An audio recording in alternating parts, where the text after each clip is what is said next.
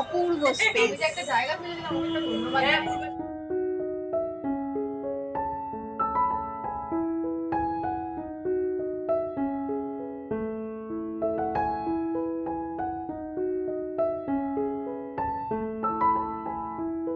High, good morning everyone, welcome back to my channel.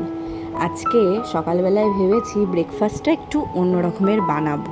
আসলে কাল রাতে একটা ভিডিও দেখছিলাম, যেখানে দেখলাম যে এরকম একটা ব্রেকফাস্ট বানাচ্ছিল, তো সেটা দেখে আমারও একটু ইচ্ছাও করলো আর একটু লোভও লাগলো।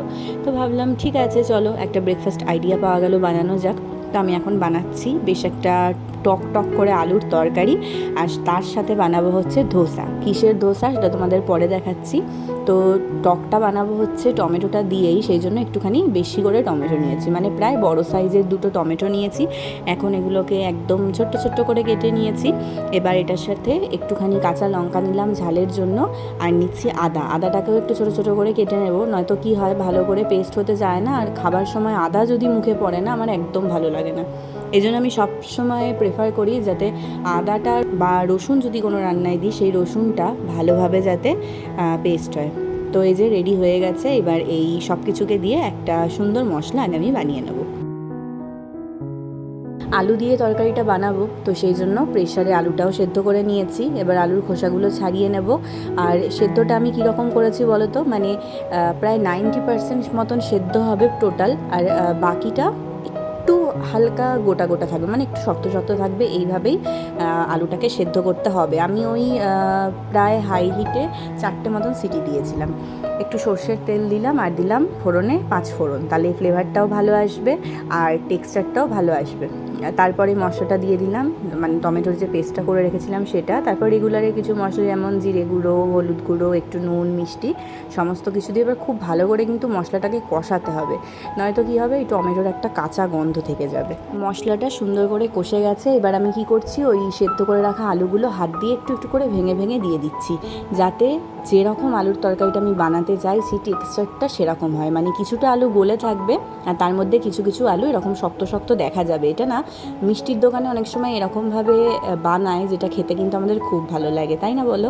এইবারে সেদ্ধ আলুগুলোকে কষিয়ে নেওয়া মশলাটার সাথে খুব ভালো করে মিশিয়ে নেব। তারপর আমার যতটা প্রয়োজন জলের ততটাই দেবো। এটা কিন্তু মাখামাখাই হবে, মানে খুব বেশি ঝোল কিন্তু থাকবে না। দেওয়ার পর এবার এটাকে একটুখানি ফুটতে দেবো।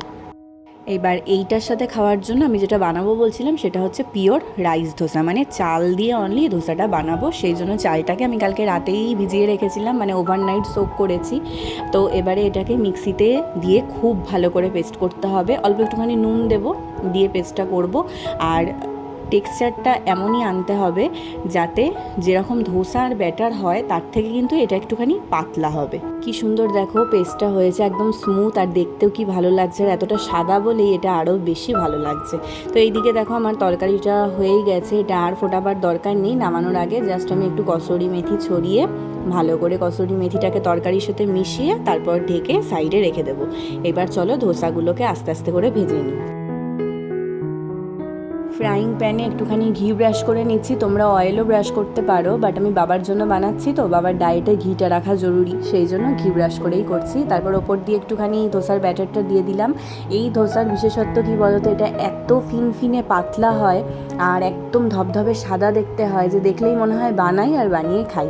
তো একটুখানি ঢাকা চাপা দিয়ে দিয়ে করতে হবে যাতে চালটা ভালো করে সেদ্ধ হয়। দেখো কি সুন্দর ছেড়ে আসছে প্যানের গা থেকে ধোসাটা। তো আমার এই যে একটা ধোসা হয়েও গেল। ব্রেকফাস্টের জন্য এই আইডিয়াটা কিন্তু বেশ ভালো, বানাতেও মজা, খেতেও মজা, আর হয়ও খুব তাড়াতাড়ি। তোমরা কিন্তু অবশ্যই ট্রাই করতে পারো। বেশ কিছুদিন হয়ে গেছে যে আমার চুলে হেনা অ্যাপ্লিকেশন করা হয় না, কারণ জ্বর হয়েছিল। তো সেই জন্য কালকে রাত্রিবেলা সোপ করেছিলাম, এটাতে অ্যাপ্লাই করব। বাট তার মধ্যেই বাড়িতে চলে এসেছে একটা নতুন জিনিস, ভাবলাম তোমাদের সাথে সেটা শেয়ার করি। এটা হচ্ছে ওয়েইং মেশিন, মানে খাবার মাপার যন্ত্র আর কি। তোমাদের আগের ব্লগে আমি বলছিলাম যে বাবার ডায়েটিশিয়ানের কাছে ভিজিট ছিল, তো বাবাকে তো প্রপার ডায়েট চার্ট করে দিয়েছে, সেই মতনই আমাদের সমস্ত কিছু তাকে খাদ্য খাওয়া দিতে হবে। তো সেই জন্যই এটা অর্ডার করা হয়েছিল, চাল, তারপর মাছ, মাংস, ফল, এগুলোর মাপ করার জন্য। তো এটা সিস্টেমটা দেখলাম আমি খুব ভালো, টাচের মাধ্যমেই চালু করা হয় এবং টাচের মাধ্যমেই বন্ধ করা হয়। তো আমি একটা আম মেপে দেখছিলাম যে এটার ওজনটা কত, তো সেই জন্য এটা এসেছে। জিনিসটা কিন্তু বেশ ইউজফুল, মানে যারা ডায়েট প্ল্যান করছো বা করবে ভাবছো তারা কিন্তু এই জিনিসটা পারচেস করতেই পারো। হেনা লাগিয়ে হেয়ার ওয়াশ করে ভালো করে স্নান টান কমপ্লিট করে মাছ আর টক দই দিয়ে দুপুরের খাওয়াটা সেরে তারপর এই যে আমি এখন সুন্দর করে রেডি হয়েছি। আর খুব আনন্দ হচ্ছে কারণ আজকে যাচ্ছি আমি আমার 2 বান্ধবীর সাথে দেখা করতে। তুমি মহিলা মহলের মধ্যে গিয়ে কী বা করবে, তাই না? ঘড়ি তো তখন বাজে প্রায় 4:25 আর প্রচণ্ড রোদ, মানে পড়ন্ত বিকেলের রোদের যে এত তাপ থাকে সেটা সেদিন না বেরোলে বুঝতে পারতাম না। আর প্রচণ্ড রোদে আমার চোখ মুখ জামা কাপড় সমস্ত কিছুই যেন ঝলসে যাচ্ছে, কিন্তু তার মধ্যেও মনে একটা আলাদাই আনন্দ, যেহেতু অনেক দিন পরে আমার 2 জিগারদার টুকরার সাথে আমি দেখা করতে যাচ্ছি। তো স্টেশনে পা দিয়েই একটা ট্রেন পেয়েছিলাম, কিন্তু এটা ধরলাম না কারণ এটা খুব ভিড় হয়। আর এর পরপরই যে ট্রেনটা ছিল ওটাতে করে যখন পৌঁছলাম আমি নৈহাটিতে তখন বাজে হলো এই 5:20 মতন। তো সাবওয়েতে আমি ওদের জন্য ওয়েট করছিলাম প্রায় 6টা বাজতে 10 মিনিট। তখন ম্যাডামরা আসলেন হেলতে দুলতে। আরে হাসতে হাসতে পালাচ্ছিস কেন? ও মাই গড, দূরে একটা ষাঁড় দাঁড়িয়ে, তাই তো আমি তো লাল জামা পরে আছি পুরো। কি করবি তাহলে? চ চ চ। একটা অদ্ভুত ব্যাপার হলো, আমাদের সেই কলেজ লাইফ থেকেই নৈহাটির প্রতি ভালোবাসার প্রেমটা একটু বেশি, যেহেতু আমাদের কলেজটা আরবিসি ছিল। তাই আমরা এখনও 3 বান্ধবীতে ঘুরতে আসলে সেই নৈহাটির বাইরে আর বেরোতে পারি না। রাস্তা দিয়ে হাঁটতে হাঁটতে ফেরিঘাটের দিকেই যাচ্ছিলাম, তো বড়মার মন্দির তো রাস্তার ওপরেই। সেখানকার যে কী অবস্থা সেই রাস্তাটার, সেটা আমি আর নতুন করে সেটা নিয়ে কিছু বলতে চাই না। তোমরা যারা যাতায়াত করো তারা তো জানোই। আমাদের পছন্দের ফেরিঘাটে এসেও দেখলাম যে সেখানে গাড়ি আর মানুষের এতটাই ভিড় যে সেই যে একটা শান্তিপূর্ণ ফ্লেভার, সেই যে একটা ফিলিংস এখানে আসা, সেটা কোথাও গিয়ে একটা হারিয়ে গেছে। তোরা একটু বল, তোরা কেমন আছিস? ভালো। জাতি জানতে চায় তোরা কেমন আছিস। গরমে সেদ্ধ হচ্ছে। এর মধ্যে একটা বেশ নায়িকা ব্যাপার এসেছে গাইজ। হ্যাঁ হ্যাঁ হ্যাঁ। আয় আমরা কি এখানে দাঁড়িয়ে থাকবো? দাঁড়া, আমরা কি এখানে দাঁড়িয়ে থাকবো? একটু তো শান্তি নেই কোথাও। আমি বিগ সারপ্রাইজড হয়ে গেছি। দেখো দেখো কার সাথে দেখা হয়েছে। ওর এটা ডেরা। এই ভালো একটা জায়গার নাম বল, যাবো। আমি জানি না। কেন জানিস না তুই? কোনো দায়িত্ব কর্তব্য নেই দিদিদের প্রতি। সামনে একটা ফুচকার দোকান ছিল, শর্মিষ্ঠা ফুচকা খাবো করছিল, তো সেই জন্য ফুচকার দোকানের দিকে এগিয়ে গেলাম। অ্যাকচুয়ালি যেটা সমস্যা সেটা হচ্ছে যে এখানে যাওয়ার মতন কোনো জায়গা এখন আর সেই অর্থে আমাদের জানা নেই। তো সেই জন্য ফেরিঘাটে একটু ফুচকা খেয়ে তারপর ও বললো যে পাপড়ি চাট খাবে, সেই জন্য আমরা 1 প্লেট মতন পাপড়ি চাটও নিচ্ছিলাম। অ্যাকচুয়ালি আজকে ছিল শুক্রবার, শর্মিষ্ঠা এদিন নিরামিষ খায়, তো সেই জন্য বাইরের অন্য কিছু খাওয়াও যাবে না। তো এখানে জিজ্ঞাসা করে দেখলাম যে পাপড়ি চাটটা বললো যে পুরোই নিরামিষ, মানে পেঁয়াজও দেওয়া নেই। তো সেই জন্য ভাবলাম ঠিক আছে চলো একটু পাপড়ি চাটই খাওয়া যাক। বল কেমন খেতে, খেয়ে দে বল।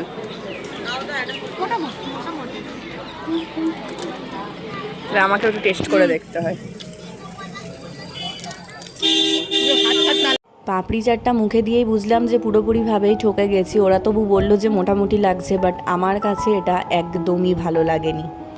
আকাশে আজকে সুন্দর একটা চাঁদ উঠেছে। তো আমরা ফেরিঘাট থেকে ব্যাক করছিলাম, আর আমাদের কলেজ লাইফের নানান রকম স্মৃতিচারণ করতে করতে বড়মার মন্দিরের কাছে গিয়ে দেখলাম যে সন্ধ্যা আরতির লাইভ দেখানো হচ্ছে বাইরেটায়। খুব ভালো লাগে আরতি দেখতে, সেটা যে মন্দিরেরই হোক না কেন। তাই জন্য আমরা একটুখানি দাঁড়িয়ে পড়লাম আর কিছুক্ষণ ধরে মায়ের আরতি দেখলাম, কারণ আরতি দেখাও কিন্তু একটা অনেক বড় সৌভাগ্যের কথা। পাপড়ি চাট খেয়ে মুখটা হয়ে গিয়েছিল একদম নষ্ট। এদিকে আমরা কোনো ক্যাফেটেরিয়ার সন্ধানও পাচ্ছিলাম না কাছে পিঠে, আর শর্মিষ্ঠারও নিরামিষের দিন। তো সেই জন্য আমরা ঠিক করলাম যে নৈহাটিতে যে স্টেশনের কাছে মিও আমরের ব্রাঞ্চটা আছে ওখানে গিয়ে একটুখানি কেক খাওয়া যাক, সেটাই বেস্ট হবে। আর মিও আমরে তো গেলে তো জানোই যে সব কেকই মনে হয় একটু টেস্ট করে দেখি। তো আমি নিয়েছিলাম অরেঞ্জ আর চকলেট ফ্লেভারের কেক, আর ওরা নিয়েছিল হচ্ছে এগলেস হোয়াইট ফরেস্ট কেক।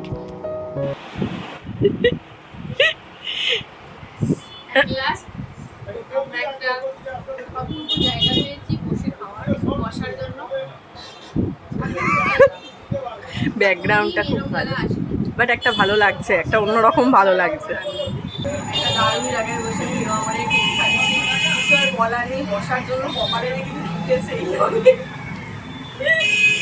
আমরা চাও খাবো, চায়ের দোকান, আমরা চা তো অবশ্যই খাবো। এই যে আমরা দুজন আছি চা খাবো, শর্মিষ্ঠা খাবে না। তোর ব্যাকগ্রাউন্ডটা দারুণ দারুণ, এই যে দেখুন দারুণ অপূর্ব স্পেস। এই যে দিদি, আপনাকে ধন্যবাদ। ফেরার পথেই ঘটলো এক অঘটন, ঝুপ করে বৃষ্টি নেমে গেল। আর এমনই জোরে বৃষ্টিটা নামলো যে আমরা একে অপরকে ঠিক মতনভাবে বাই বলারও সুযোগটা পেলাম না। পায়রাডাঙ্গাতে যখন নামলাম তখন দেখলাম একদমই শুকনো খটখটে, আকাশে সুন্দর গোল চাঁদও দেখা যাচ্ছে, মানে এখানে কোনো বৃষ্টি হয়ইনি। তাই ট্রেনে করে যখন আসছিলাম তখন এটাই ভাবছিলাম যে জীবন কতটা বৈচিত্র্যময়। 1 বছর আগেও আমাদের 3 জনের গন্তব্যই একই দিকে ছিল, হয়তো একটু আগে পরে নেমে যেতাম, বাট এখন ওদের থেকে আমার গন্তব্যটা টোটালি আলাদা। চলো আজকের মতন এখানেই শেষ করছি, বাই।